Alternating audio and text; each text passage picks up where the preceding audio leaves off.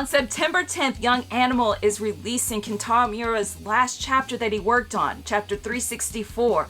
So to celebrate, let's go over my top 20 BERSERK chapters. Stay tuned.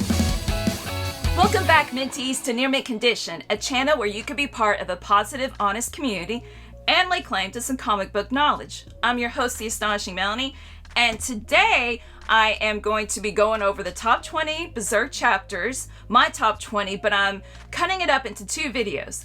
So I'll do top 10 chapters of the deluxe editions, and then the next video will be part 2, the top 10 of the Tankobon size edition. So please check out after this video part 2. And hey, guess what? Spoilers.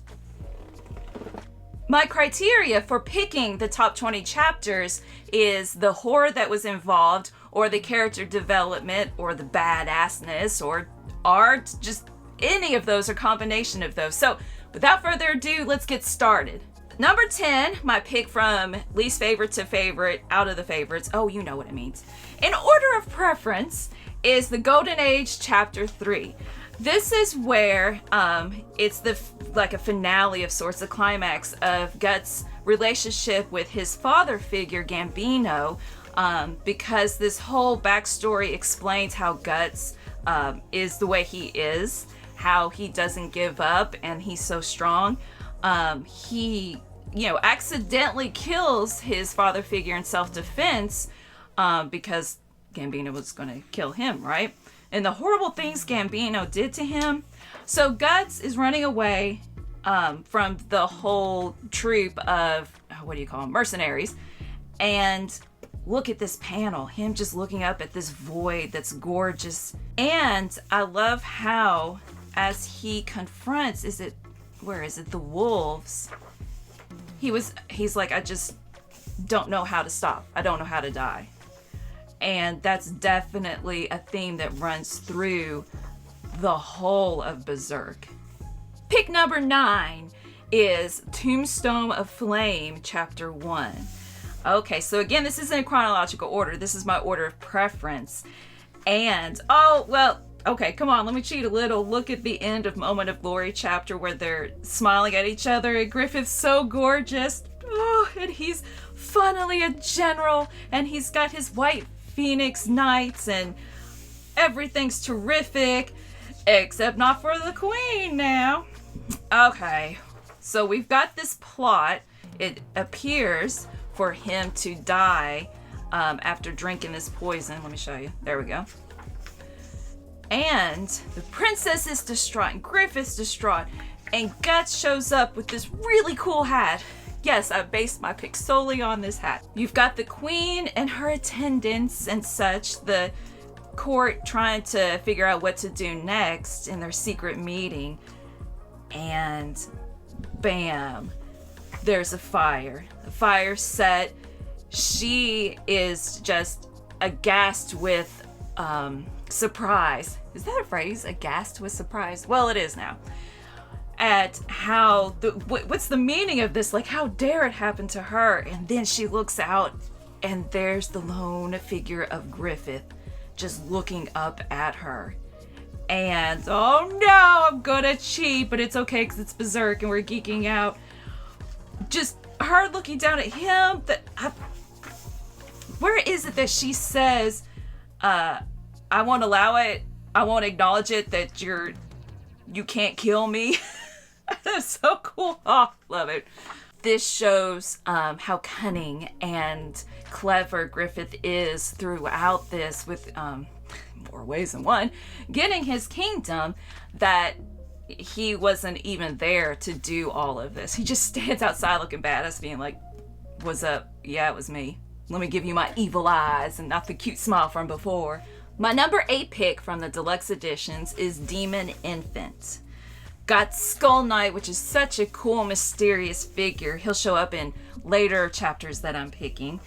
Talking to Guts about, destiny and fighting it and blah, blah, blah. And Guts, that's what he's hearing. He's like, whatever.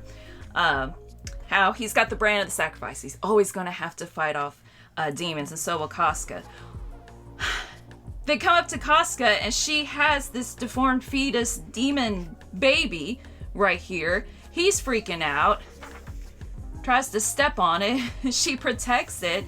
And he realizes, hold up, this is probably their child. And when Griffith as Femto raped her, it turned it like half demon as well, and gave it an early birth. So he is conflicted with what to do about this. I mean, it's a lot to lay on a person and its guts, right? However, he doesn't kill it. She's saving it, and then it disappears.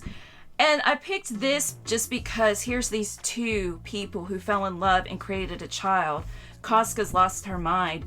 He's lost his child to Femto, making it a demon. Number 7, prototype. I'm sorry, the prototype. It is always fun to go back and see like early drafts of what a creator has made. So with Kentaro, seeing the difference in his artwork and character design, it's really cool. Like, look, her face, this child is very, I think it's softer, a little bit more classic looking than, definitely 80s, right? Than what he draws young children later on. How he draws them. He's got an eye patch already. Not that he has an eye patch in the manga, but you know, the loss of his eye.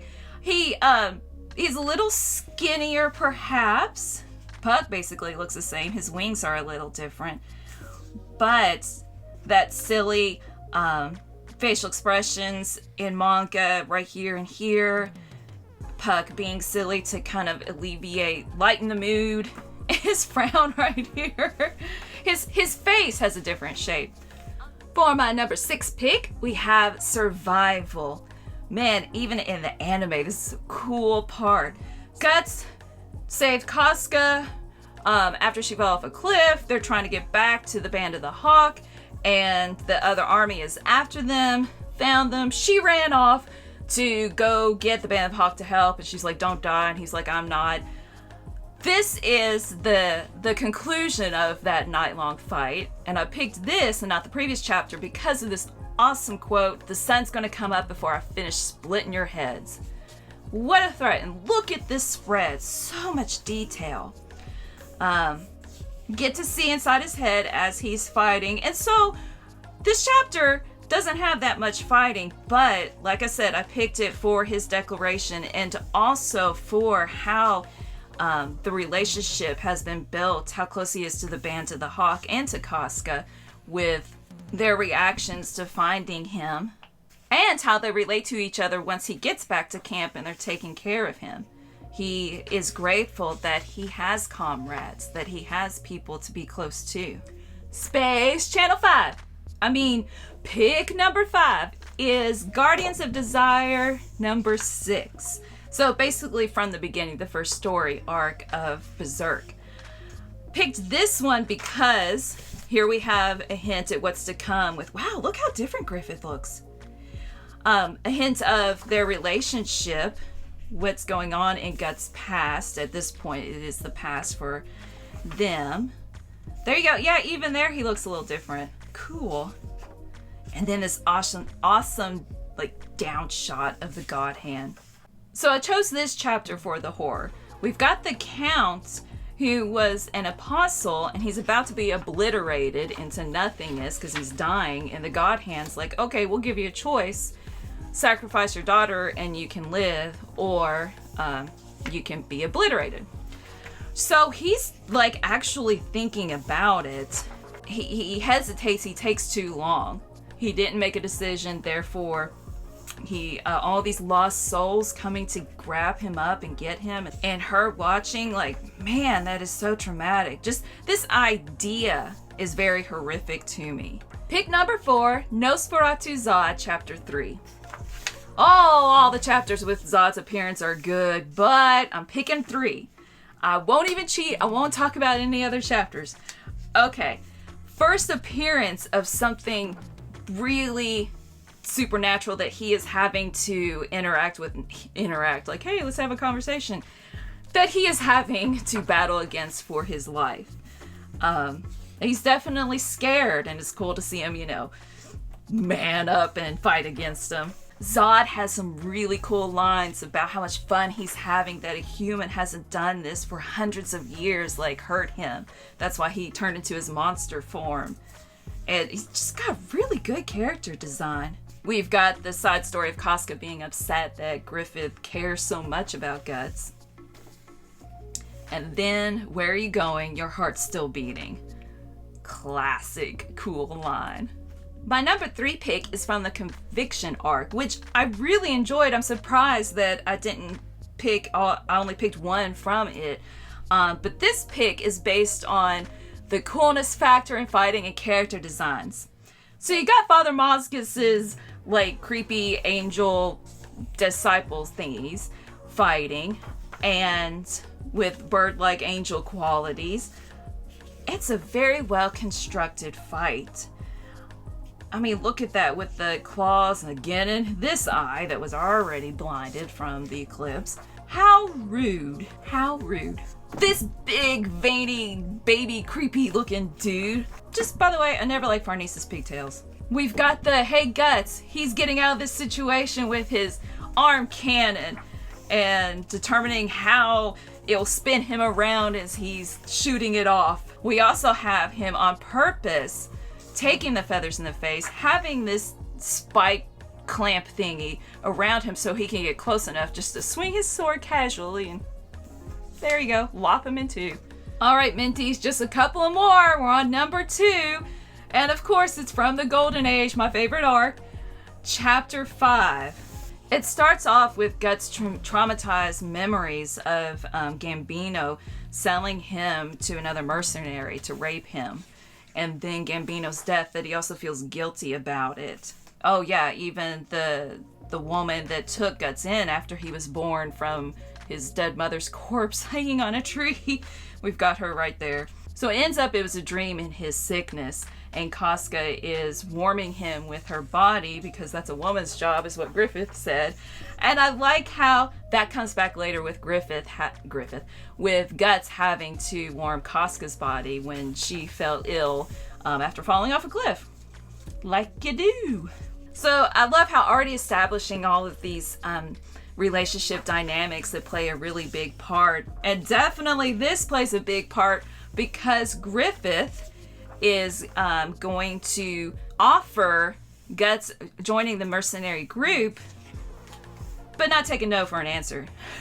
It's like, yeah, I've taken a liking to you. I want you. There you go. So they've got this duel. Guts, you can win against Griffith. You can do it. Fantastic move of Griffith jumping on top of the sword. But the even more fantastic move of Guts saying, I'll show you how mouths should be used in a fight instead of just talking. And just gripping at his mouth. Yes. Yes. That's defining Guts' moment. Number 1 pick that I suppose would be really obvious. But I really had to pick from all these chapters where I just called the eclipse. I chose the feast because of the horror factor. Kentaro's character designs for monsters are creepy, uncanny, that uncanny valley of human things but in the wrong places, and the grotesque, the gargantuan, tearing bodies apart and just calling it's a feast. What is it? Unilateral slaughter, a massacre. Yeah, this is the stuff of horror. So I'm picking this as the number 1 because with Berserk, one of the reasons I love it so much is it's horrific and Guts doesn't give up. And this is something that, yeah, he had to deal with. He had to fight through. Thank you so much for watching. Really means a lot geeking out with me. Love to hear your opinions in the comments below. Start a discussion about, which are the best chapters. Oh, there's so many good ones, but these are my top 10.